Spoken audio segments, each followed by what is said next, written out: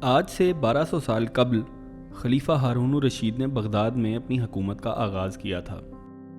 ہارون الرشید عباسی خاندان سے حکمرانی کرنے والا 5واں خلیفہ تھا۔ خلیفہ ہارون الرشید کی عظیم الشان سلطنت بحیرہ روم سے ہندوستان کی سرحدوں تک پھیلی ہوئی تھی۔ اسی دور حکومت میں بغداد میں ایک عالی شان سائنسی درسگاہ قائم کی گئی۔ سائنسی درسگاہ کی اس عالی شان عمارت کو بیت الحکمت کا نام دیا گیا۔ بیت الحکمت کا مطلب ہے دانائی کا گھر یا ایسی جگہ جہاں عقل کی باتیں کی جائیں۔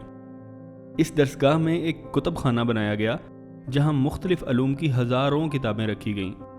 اس کتب خانے کو خزانہ علمی کہتے تھے۔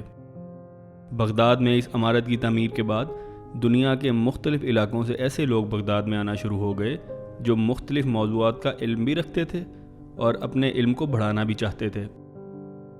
یہ لوگ بیت الحکمت میں کتابوں کا مطالعہ کرتے اور مختلف علوم پر بحث و مباحثہ کرتے۔ اسی بحث اور تحقیق کے نتیجے میں بیت الحکمت سے تعلق رکھنے والے بہت سے لوگوں نے دنیا میں بڑی بڑی ایجادات کی۔ ایک شخص جس کا نام ابن الہیثم تھا، وہ اپنے علم اور تحقیق کی وجہ سے یہ سمجھنے کے قابل ہو گیا کہ انسانی آنکھ کس طرح دیکھتی ہے، اور اسی اصول پر اس نے دنیا کا پہلا کیمرہ ایجاد کیا۔ اسی طرح ابن سینا نامی ایک طبیب اور فلسفی نے اپنی طبی تحقیقات کے نتیجے میں ایک ایسی کتاب لکھی جس سے مختلف بیماریوں کی تحقیق اور علاج میں بہت مدد ملی۔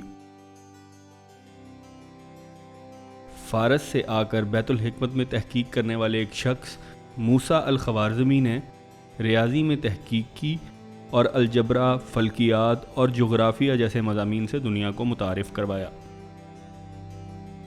تو بچوں، آج کی کہانی سے ہم نے یہ سیکھا ہے کہ علم کسی بھی معاشرے میں رہنے والے لوگوں کی ایک مستقل ضرورت ہے۔ نئے نئے علوم پر تحقیق کرنے اور ان کو اپنی زندگیوں کا حصہ بنانے سے ہی معاشرہ ترقی کرتا ہے۔